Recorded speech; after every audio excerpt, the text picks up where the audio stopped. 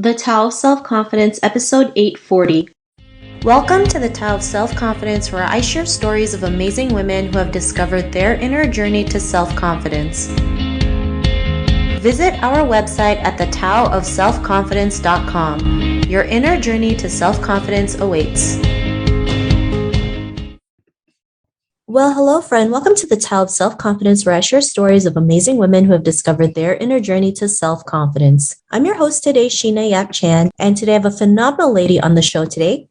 She is the founder of People Bright Consultancy and also the creator of REVUP. And I'm so excited to have her on today to share her story and her tips on self-confidence. So without further ado, I'm going to introduce you to Hilda Gan. Hilda, how are you today? Maybe you can fill in a little bit more about yourself to the listeners. Pretty good. Thank you, Sheena, for having me. I've been looking forward to having this conversation and really chat about our Asianness, really. And I think we're not alone. We all have our own journey. And when we hear each other's journeys, we can say, hey, that's me too. Or, wow, I never thought about that. A little bit about myself. I am a serial entrepreneur. This is my fourth company that I've started. And I've done a couple of what I'll call kind of the side hustle, where it was the right time with kids to do a side hustle. But this particular company, People Bright, and the other one, iTrans Consulting, are the ones I'm most proud of. My husband and I, he's Asian as well. We're both Canadian born. And when it was the mid-90s, he sort of said, hey, I'm thinking of starting a company. And by that point, I'd already been a nurse and was in managerial roles and education roles and even IT roles in the hospital. So I felt I was fairly successful. I was finishing off my master's, and my husband said, hey, I'm thinking of starting a business. And essentially, that business was a wonderful journey. We grew from 2 people to 125 people in 7 offices across Canada, and we were an engineering firm. I provided the corporate support, the foundation of building all of the admin, finance, IT aspects of the job, and he and the other executives really focused on building the business and the sales and the engineering. So I didn't do it all alone. Of course, I had built up a team over time. You just add one or the other. And to me, it was a proud moment because that journey, we had the idea of, let's develop a company where people love what they do and they love where they work. And love what they do means they were professionals who were growing, who felt they had a purpose, and we were nurturing that purpose. So we actually became one of the top 10 best workplaces in Canada because of that kind of vision that we had and the execution of that vision. The company People Bright was a result of all the things that I did. I really loved the people side, building that people. And then I wanted to help other companies build a company where people did love what they do, love where they work. And that's when I came up with the concept of REVUP. REVUP is based on the success we had, and managers are a key pivotal role. And what I thought through as I was building People Bright is, why were we successful? And I called it REVUP. And REVUP stands for 5 words: treat people with respect, look at them as equals, value who they are, then look at the uniqueness and tap into that potential. I love it. And I love your story about starting your company with your husband, starting with a team of 2 and growing to 125 employees, which is phenomenal, right? And it goes to show, as you're growing your business, you always need help, right? You always need support, have a team. And that's so important, because if not, how do you move forward? And, having that a positive work environment is so important, whether you have a business or you're working a job. It's so important, especially during the pandemic when everyone is at home, everyone is stressed 10 times more than usual, and they're feeling, mental health challenges. It's, people like you that we need to help create a positive work environment, whether we're in a virtual setting or, in an office setting. So I really love what you do, and congrats to being named, top 10 companies to work for in Canada. That's phenomenal. And Hilda, what's your cultural background? So I was born in Canada. So my father and my mother were both born in Canada. Although my father was one of those people it's an interesting story. Anyways, I'm the 2nd generation Canadian born, but my grandfather actually came over around the time of the railroad. and he became a goldsmith. So it was a very interesting family dynamic. My husband also is Chinese, and his grandfather came over in 1912 at the age of 12. My surname is called Gan, but my surname in Chinese is Chao, Xing Zhao. And the reason this interesting story was when he came over in 1912, the immigration people they didn't know much back then. And they asked him his name. So they took his surname, which is always stated first, Zhao, Zhou, translated it to Joe. So he has two other brothers that came over around that time, and they're all Joes. Joe Sim, Joe Fun, Joe Gan. So they're a bunch of Joes, but they're Chows. And so it was very interesting. And one other thing is, I never realized that my grandfather, all of the siblings were born in Canada. And that was really unusual way back in the early 1920. So even before then, 1910s. There was a picture of the family, 8 children and the mother and the father, typical black, white, hierarchical, they're sitting down and all the kids are around. And I never realized that picture was taken in Canada and that those children are all Canadian born. And if you know your Canadian history and Chinese, that was unheard of. There were very few women that were allowed to be in Canada, let alone, once they can have kids, but very few of them were around in those days. Thanks for sharing that. I love that you mentioned that because, yeah, you're right.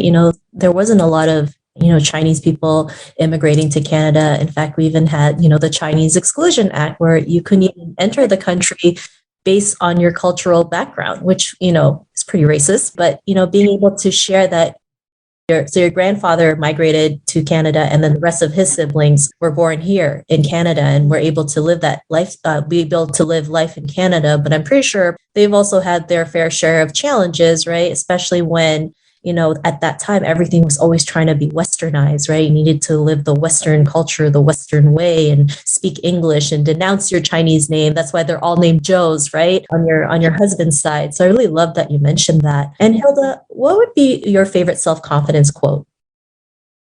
My favorite self-confidence quote, really, it's being who you are and own your space. So that just keeps me going. I think the positiveness of life, being positive in life, and really feeling confident in yourself. Thanks for sharing that. And how would you define self-confidence?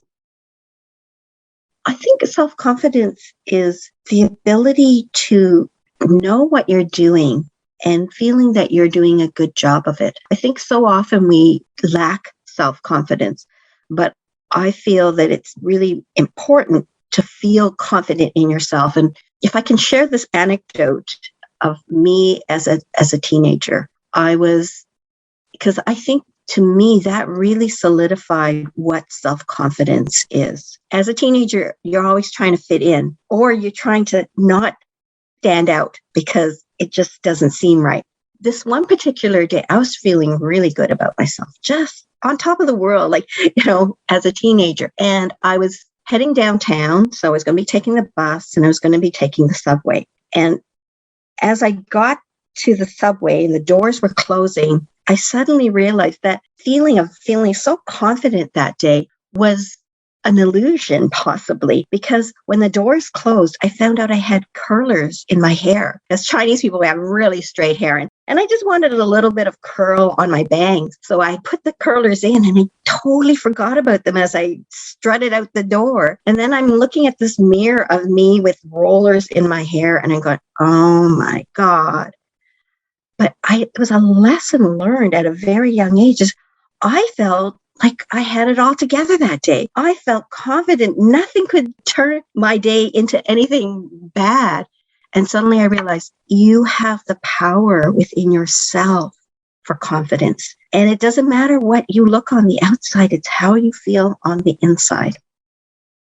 I love that. And yes, the curlers are a huge thing for us. And who knows, maybe you probably started a new trend, right? Instead of a new hair trend back in the day. So I really love that you shared that story and, confidence because, it doesn't matter what happens. Like you mentioned, it's how you feel inside. It's like, when Paris Hilton decides to wear an evening gown to Wendy's, but, she feels confident and she's going to rock it. And she doesn't care what other people think. If she's a little too over the top or it's a little too much, she's still going to rock it. And everyone can feel her confidence as well as she's walking into Wendy's. So I really love that you mentioned that. And Hilda, what was your life like before you discovered self-confidence? I needed people to tell me they believed in me, right? Until that moment, because I just didn't know what it was like. I had brothers, and brothers can, as they said, sorry, we didn't know.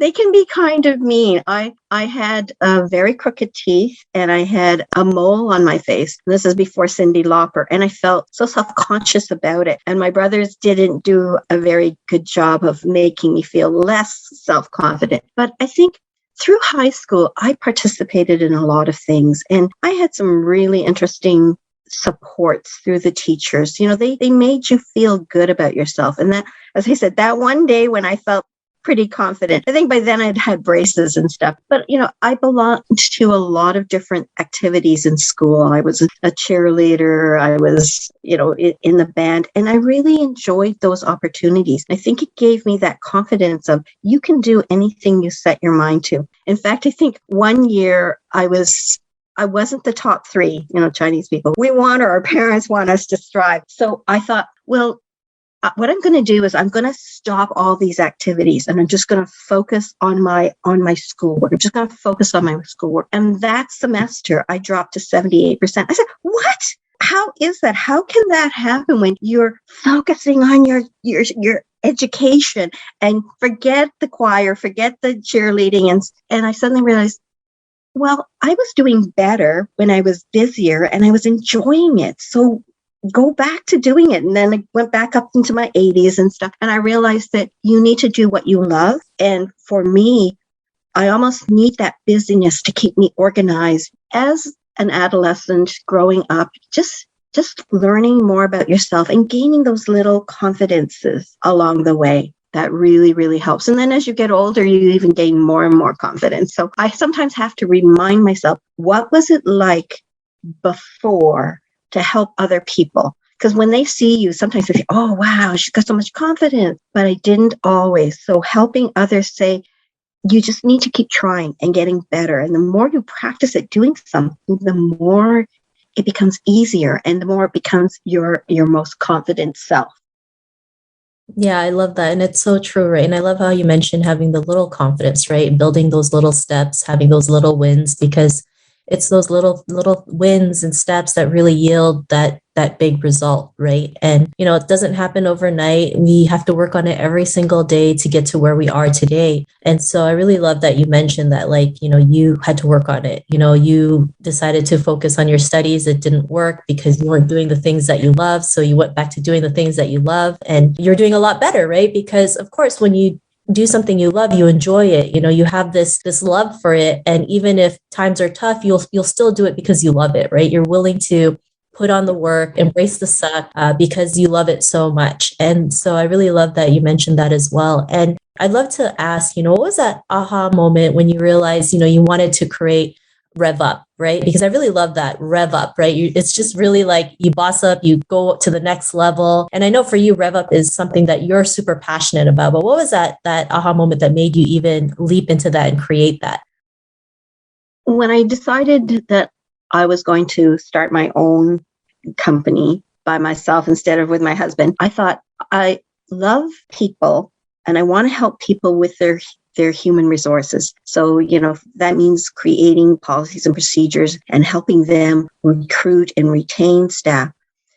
How do I do that? And the retention of staff, creating the strong work culture was really important. The journey that my husband and I had was amazing. So I know I want to create something, but what is it? And people like, here's the 5 steps to da da da da. Well, people will remember maybe 1 or 2, but it's hard when it's just, what is the step? What's logical? So I felt that coming up with a word would be really good. And I thought, okay, we treated people with respect and we really treated people like equals. In other words, your job is equally as important as my job. I don't care if you're a VP and you're admin. There's The hierarchy, I don't want to see except in an org chart. I want that sense of belonging. So, and we valued people. We made them feel important. So the 3 letters, respect, equality, valued, was good. I thought, oh. And so I came up with the word rev up, and I'm driving my car, and then I'm thinking, okay, so what would the U and the P stand for? And so I'm trying to figure out these words, and suddenly the word uniqueness comes, because that's what we also did for our staff. In order to nurture people, you have to know who they are. And that means they're not cookie cutter people. And if you nurture that uniqueness, their passions, then they want to stay. They're enjoying their role, and they're being productive and supportive. And so from uniqueness, potential came automatically, tap into that potential. And it was just a beautiful thing. And I thought, wow, that's really cool. And then what I thought was, wait a minute, I can't be telling the world about Rev Up until I'm ready. And I always thought that ready to share Rev Up meant I have to have a package of training managers. You can't just give Rev Up away and then somebody say, hey, that's pretty cool. I remember telling my bookkeeper, and she says, what you've got there is gold, Hilda. That's amazing. And that was just about when I was ready to start launching my training program. So that was my aha moment. And over the course of the last few years, I've been honing it and tuning it and fine tuning the training during COVID, virtually. And so I really feel now it's all together. The name Rev Up is energizing. It means something, and it's got a program that will really help leaders, entrepreneurs, and managers. I love it. I even love the name. Just even saying the name Rev Up just gives you that boost of confidence or that boost of energy. It felt like I'm drinking an energy drink, but it's just really me saying Rev Up, right? And, having a positive work culture is so important. It's like I mentioned, especially during the pandemic, right? A lot of people worked from home. Their work was increased more because people think, well, you're at home, you have more to do. You don't have to sit in traffic, but you still have to, especially for women, you still have to work a job or build your business, take care of the kids, homeschool them, do your errands, household work. I mean, there's so much, right? And then we get so overwhelmed with everything. We feel like we can't keep up. And of course we can't keep up because we're trying to do 10 million things at once. It's so hard. And I think as Asian women, there was that, and still is, an expectation that we take on more of the work than. Kudos to those women who can organize it where there's equality in the things that one needs to do around the house. But that certainly wasn't my mentality, and it certainly wasn't what I was accustomed to doing. I lost my father when I was 10 years old, and I felt this need to support my mother. She didn't sort of tell me I had to in so many words, but she certainly hinted at it. And I was a product of those years when women were considered to be, when you got married, you're supposed to be over on the male side of the family. And so I grew up that way. And I remember my mother really, when my father passed, there wasn't this sit down and support your child kind of thing. There was this call in the middle of the night because they'd gone to they took my dad by ambulance, and all of a sudden she must have said something to my grandmother, and my grandmother yelled in Chinese, he's dead, he's dead, he's dead.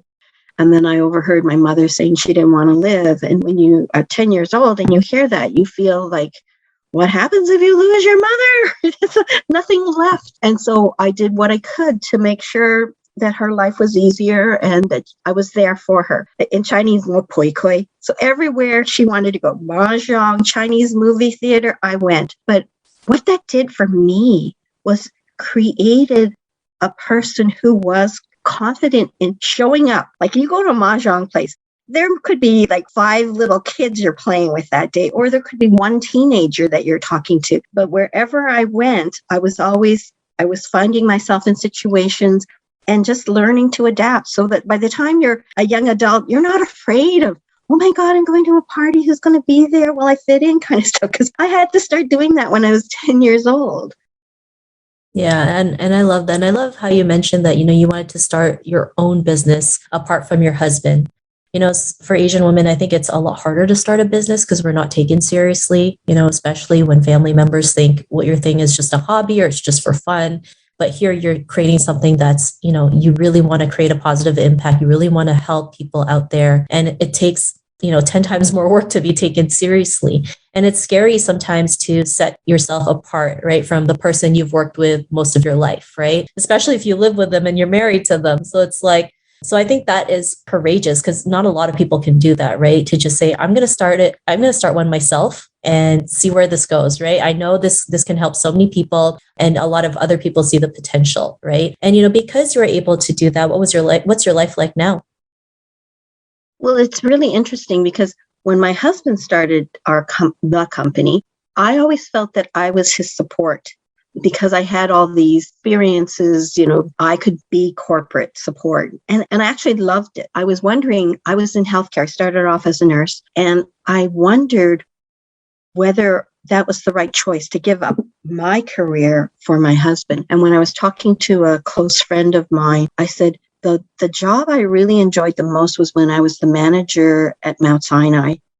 And I proceeded to say it's because, I got to hire my own staff, create the culture I wanted, the policies and procedures. And wait a minute, that's what I'm going to be doing at iTrans. So I really never looked back. I was transferring my skills. And when I started this company, I never had the mentality I was an entrepreneur because I thought I was a partner with my husband, but I wasn't the entrepreneur. But why would I think that? I mean, I'm a serial entrepreneur. I had 4 businesses. One was as we were transitioning me from working full time in the hospital to supporting my husband and going into that company, I started to dabble. So I was doing a little bit of my own healthcare consulting along with helping him. And then finally we said that we're 25 people now. We should put all our eggs into one basket. So let's do the iTrans thing. So really, I never realized I was an entrepreneur because it was the other 2 were more like the side hustles. But then I thought I really enjoy being an entrepreneur. I realized I am an entrepreneur. It's in my blood. But again, I did not realize it till about 5 or 6 years ago. And I've been an entrepreneur since the mid-90s.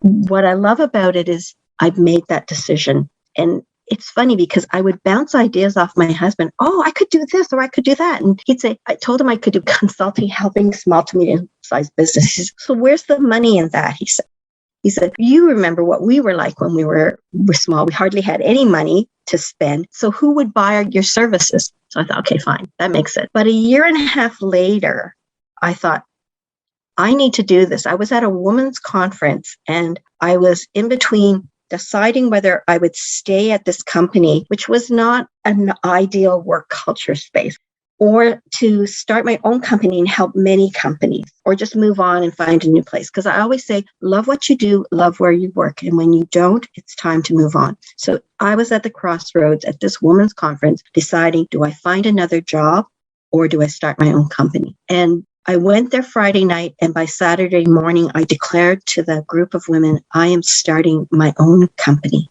There was confidence, there was conviction. Then I went home and I said to my husband, I'm starting my own company. And I was confident then. I knew that was the right thing to do, but I don't think he quite appreciated that I'd made that final decision without him, because it is a big step. It's a big step for my family, but I felt really confident this was the right thing to do after a year and a half of kind of tinkering back and forth about what I wanted to do.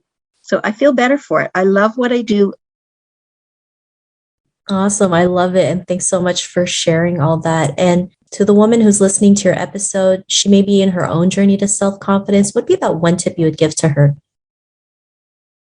Really know who you are. Continue your discovery of yourself, because when you can identify the confidence you have in yourself, that's when you're going to be able to do things more decisively and more with confidence. One of the things that I find when people are confident, they exude that confidence. They show that confidence, and people will begin to build trust and strong relationships. The people that I've worked with and used in our company over the years, it's the trust element. the confidence that they had, the trust element. So my financial planner, my bookkeeper, my lawyer, they were the people we had right from the beginning, and then followed me and supporting me to this day in my new company because we've built that. So find your confidence, continue to grow and discover that confidence, and then exude that. You're going to have your roller coaster for sure, but find yourself and build that confidence. Thanks so much for those great tips. And if our listeners wanted to get to know a little bit more about you and what you do, check out REVUP. Is there any links or social media profiles we can connect with? So LinkedIn is my go-to. It's Hilda Gan, my name. You can check my website, which is www.peoplebrightconsulting.com. Thanks so much, Hilda. And to our listeners, if you want to connect with Hilda, you can also head on over to the taoofselfconfidence.com and search for Hilda's name. Her show notes will pop up along with everything else that we talked about. And I just want to thank Hilda today for taking the time to share her story and tips with us on self-confidence. So thank you so much, Hilda. Thanks for having me, Sheena. Not a problem. It was an honor to have you on the show. And to our listeners, be on the lookout for another new episode of another amazing woman's journey to self-confidence. And we'll talk to you soon. Bye for now. Thank you for tuning in to another amazing episode of the Tao of Self-Confidence. Want to learn how you can use podcasting to market your business? Download your free report by visiting our website at thetaoofselfconfidence.com. Your inner journey to self-confidence awaits.